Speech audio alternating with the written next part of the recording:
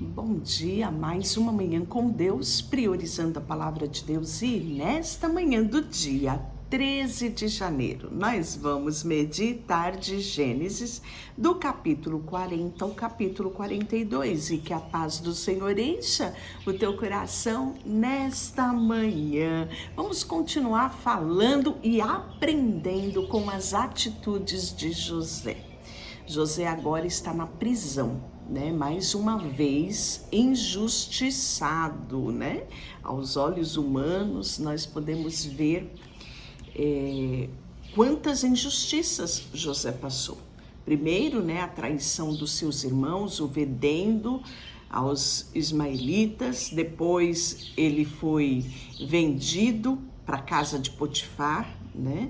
E depois ele vai ser assediado pela esposa de Potifar e, enfim, né, ela vai fazer toda aquela armação e ele vai ser preso. E nós ontem vimos que, independente das circunstâncias, quem é abençoado é abençoado. E nós vimos que José era abençoado até mesmo na prisão. Agora eu paro para refletir. Como deveria ser a atitude de José? Com certeza ele não reclamou das circunstâncias. Uma das coisas que nos afasta da bênção de Deus é a murmuração, é a reclamação, é o coração ingrato. Devemos buscar nesta terra ter atitudes de gratidão. A Bíblia nos ensina a sermos gratos por tudo, porque esta é a vontade de Deus para convosco. Então, quando você assume uma atitude de gratidão, independente das circunstâncias, é um dos fatores que agrada a Deus, que atrai a presença de Deus, que atrai a bênção de Deus para a sua vida. Então, a gente viu aqui que, independente das circunstâncias, né? Até mesmo diante da traição da sua própria família, a bênção de Deus estava sobre José. E passado essas coisas, né? Aconteceu que o mordomo do rei do Egito, então José estava ali na prisão e ele coordenava, né? Então você já percebe aqui que havia sobre José uma liderança genuína. Até mesmo na cadeia, ele alcançou graça do carcereiro e passou a administrar, né, tudo ali na prisão. E nessas circunstâncias aqui, havia um preso que era mordomo do rei, havia também um padeiro, né, que estava preso ali. Lembrando que essa prisão não era uma prisão qualquer, era uma prisão onde se guardava os presos do rei. E José foi para lá porque ele era, na verdade, um escravo de Potifar. E Potifar era um oficial do rei, um oficial de Faraó.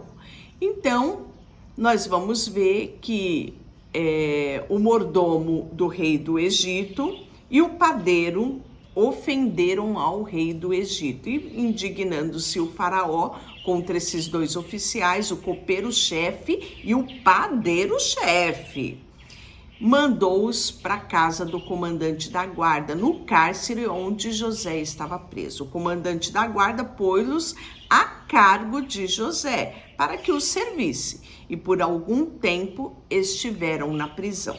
Ambos sonharam, cada um sonho na mesma noite, cada sonho com a sua própria significação.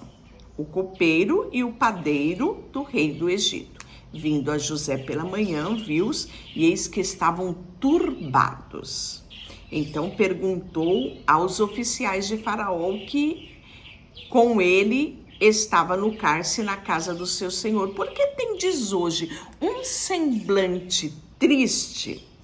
Olha que característica interessante aqui de José. ele era sensível às pessoas, né? Ele olhou para esses dois homens e viu que havia alguma coisa perturbando a eles. Olha só que interessante, né? Eles estavam na prisão tanto quanto José, mas a atitude de José era totalmente diferente, a ponto de estar na prisão e se preocupar com os outros, com o bem-estar. Observe que José os servia. José era um líder nato, estava no comando, mas ele era um servo do Deus Altíssimo. Que coisa mais linda, não é? Quantas coisas aprendemos com José. Então perguntou aos oficiais de Faraó, que com eles estava, né? Por que eles estavam tristes? Eles responderam: tivemos um sonho e não há quem possa interpretar. Disse-lhe José: porventura não pertence a Deus a interpretação? Contai-me o sonho. Então o copeiro-chefe contou o seu sonho a José e lhe disse: em meu sonho havia uma videira perante mim, e na videira 3 ramos a brotar a vide. Havia flores, seus cachos produziam uvas maduras. O copo de Faraó estava na minha mão. Tomei as uvas, as espremi no copo de Faraó e o dei na própria mão de Faraó. Então lhes disse José: esta é a interpretação. Os 3 ramos são 3 dias. Dentro ainda de 3 dias, Faraó te reabilitará e te reintegrará ao cargo, e tu lhe darás o copo na própria mão dele, segundo o costume antigo, quando eras copeiro. Porém, lembra-te de mim quando tudo isso te ocorrer. Rogo-te que seja bondoso para comigo e faça menção de mim a Faraó e me faça sair desta casa. Porque, de fato, fui roubado da terra dos hebreus e nada fiz aqui para que pudesse estar nessa masmorra, nesta prisão, em outras versões. Vendo o padeiro-chefe que a interpretação era boa, disse a José: eu também sonhei, e eis que havia 3 cestos de pão alvo que estavam sobre a cabeça, E no cesto mais alto havia todos os manjares de Faraó, arte de padeiro. As aves o comiam do cesto da minha mão. Então disse José: a interpretação é esta: os 3 cestos são 3 dias. Dentro de 3 dias Faraó te tirará fora a cabeça e te pendurará no madeiro, e as aves te comerão a carne. No 3º dia, que era aniversário de nascimento de Faraó, deu este um banquete a todos os seus servos, e no meio deste reabilitou o copeiro-chefe e condenou o padeiro-chefe. O copeiro-chefe reintegrou o seu cargo, na qual dava o copo na mão do Faraó. Mas o padeiro-chefe foi enforcado, como José havia interpretado. O copeiro-chefe, todavia, não se lembrou de José, porém dele se esqueceu. Note aqui que nós, homens, somos falhos demais, né? Temos interesses nas nossas atitudes, mas Deus não. Deus não esqueceu de José ali na prisão. Preste bem atenção. Passado 2 anos completos, o Faraó teve um sonho. Parecia-lhe achar-lhe ele de pé junto ao Nilo. Do rio subia 7 vacas famosas e bem formosas à vista, gordas e que pastavam no carriçal. Após elas, subia do rio outras 7 vacas, feias à vistas e magra, e pararam junto das primeiras à margem do rio. As vacas feias à vista e magras comiam as 7 formosas à vista e gorda. Então acordou o Faraó, tornou a dormir e sonhou outra vez. De uma só haste saía 7 espigas cheias e boas, e após ela nascia 7 espigas mirradas, crestadas do vento oriental. As espigas mirradas devoraram as 7 espigas cheias. Então acordou o Faraó, Fora isto o seu sonho. E de manhã, achando-se ele com espírito perturbado, chamou todos os magos do Egito e todos os sábios e lhe contou o sonho, mas ninguém os interpretava. Então disse Faraó ao copeiro-chefe: lembre-me hoje das minhas ofensas. Estando Faraó muito indignado contra os seus servos, pondo-me na prisão, na casa do comandante da guarda, a mim e ao padeiro-chefe, tivemos um sonho, e na mesma noite eu e ele sonhamos, e cada sonho com a sua própria significação. Achava-me convosco um jovem hebreu, servo do comandante da guarda. Contamo-nos os sonhos e ele nos interpretou, a cada um segundo o seu sonho, e como nos interpretou, assim mesmo se deu. Eu fui restituído ao meu cargo e o outro foi enforcado. Então Faraó mandou chamar José e o fizeram sair à pressa da masmorra, da prisão. Ele se barbeou, mudou de roupa e foi se apresentar a Faraó. Prestou atenção? Deus, ele não se esquece de nós. E ele moverá circunstâncias para que os humanos também lembrem de você. Basta tão somente esperarmos o tempo certo de todas as coisas. Eclesiastes 3 diz que há tempo determinado para todas as coisas em cima do céu e debaixo da terra. Então, confie que Deus não se esqueceu de você, que Ele é fiel em todas as suas promessas. Ele precisa tão somente que você confie e espere nele.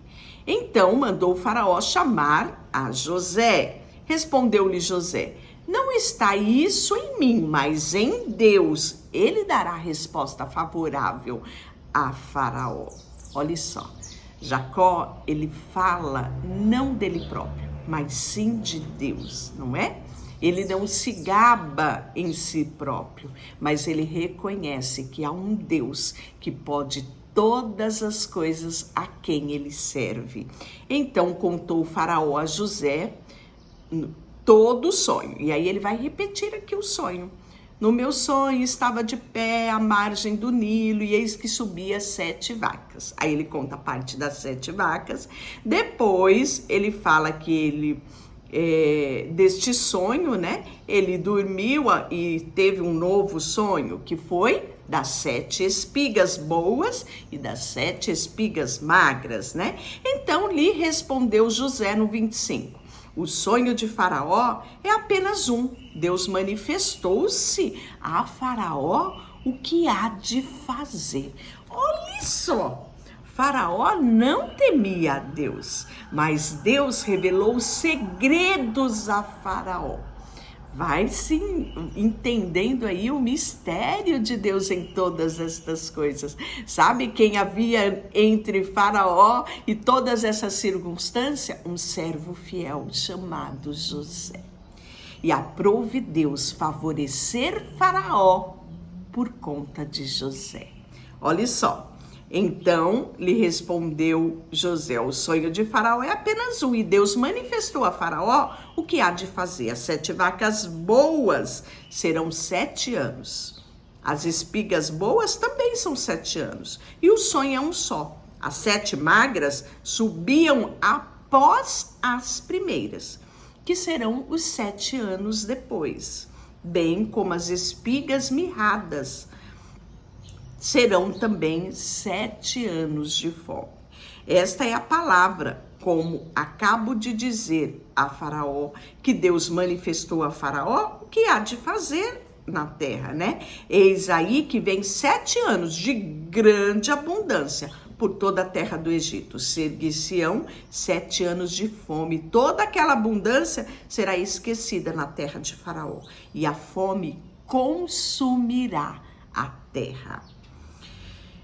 E o sonho de Faraó foi dúplice, porque a coisa é estabelecida por Deus e Deus se apressa em fazê-la. Agora, pois, escolhe Faraó um homem ajuizado, sábio e ponha sobre a terra de Faraó. Olha só, aqui José não só interpreta o sonho, mas dá conselhos a Faraó. Agora escolha Faraó um homem bem ajuizado.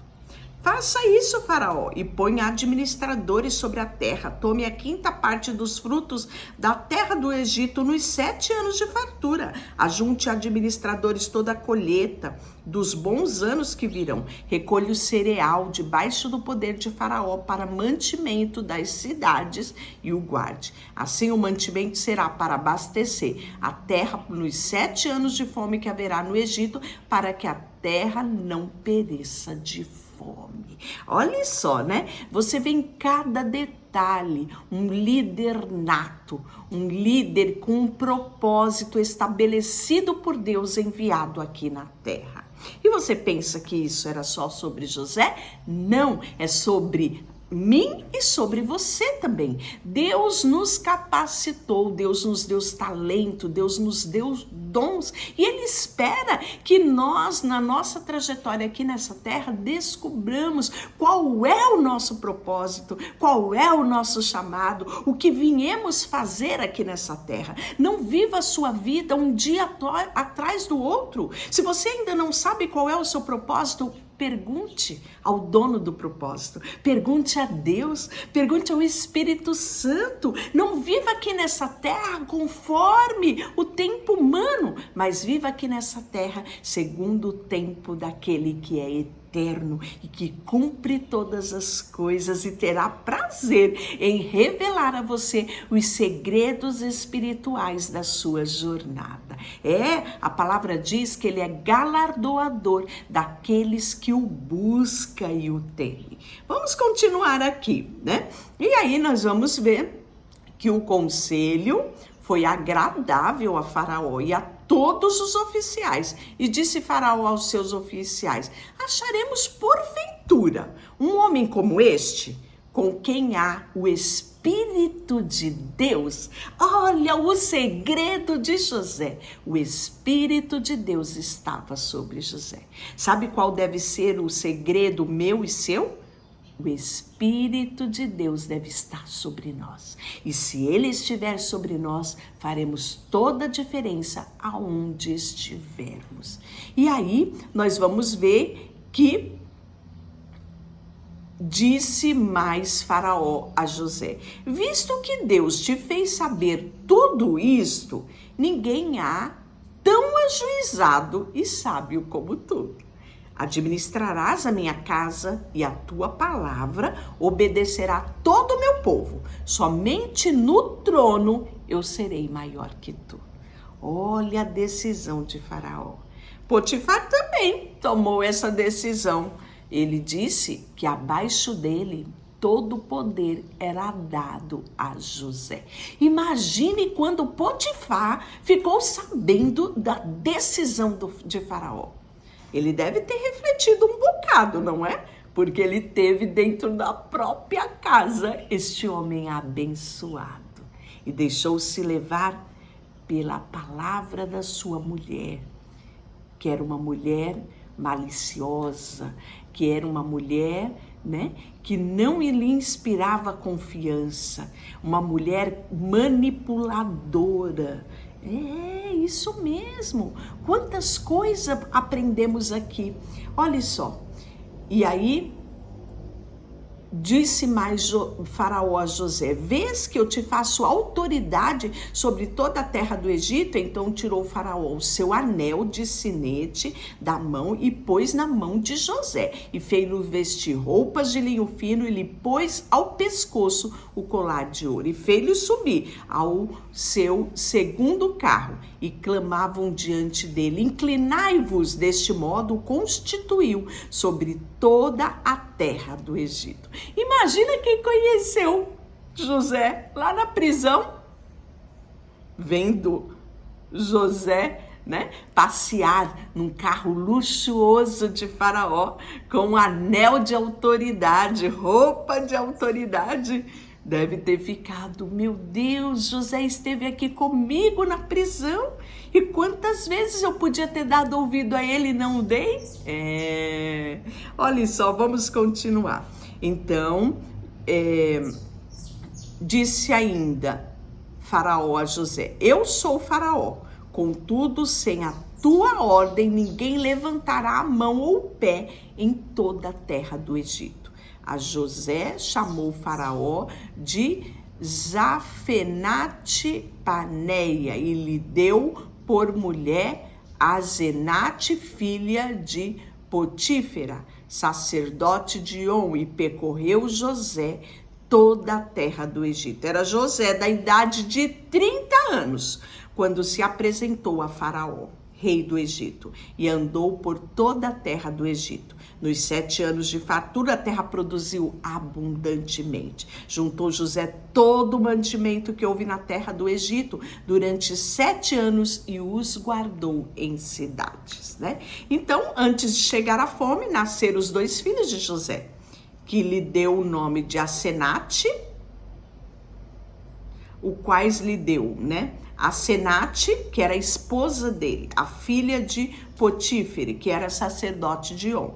José, ao primogênito, chamou Manassés e disse: Deus me fez esquecer todos os meus trabalhos e de toda a casa do meu pai.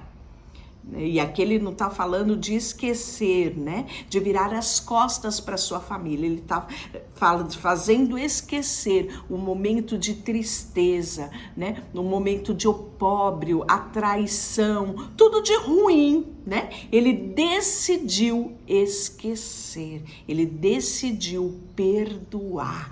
Olha que lição estamos aprendendo no dia de hoje. Ao segundo chamou Efraim, pois disse: Deus me fez próspero. Sabe aonde? Na terra da minha aflição. Olha só, tem aflição por aí? Deus quer te fazer próspero na terra da tua aflição. José compartilhou o segredo. Medite aqui e tome atitudes que te leve a viver esta palavra, que te faça viver estas promessas. Passados 7 anos de abundância que houve na terra do Egito, começaram a vir os 7 anos de fome, né? E aí nós vamos ver que essa fome foi sentida por todo o Egito. E o povo clamou a Faraó por pão.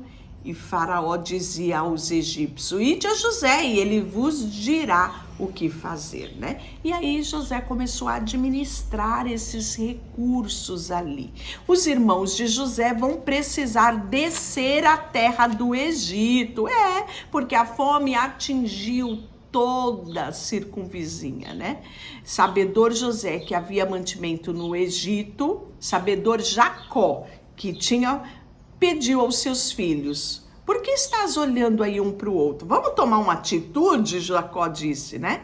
Tendo ouvido que há cereais no Egito, descei lá e comprai deles para que vivamos e não morramos. E aí nós vamos ver que esses irmãos, né, vai descer. José era governador na terra, era ele que vendia a todos os povos da terra, e os irmãos vão vir se prostrar o rosto em terra perante ele. Olha o sonho de José lá da infância.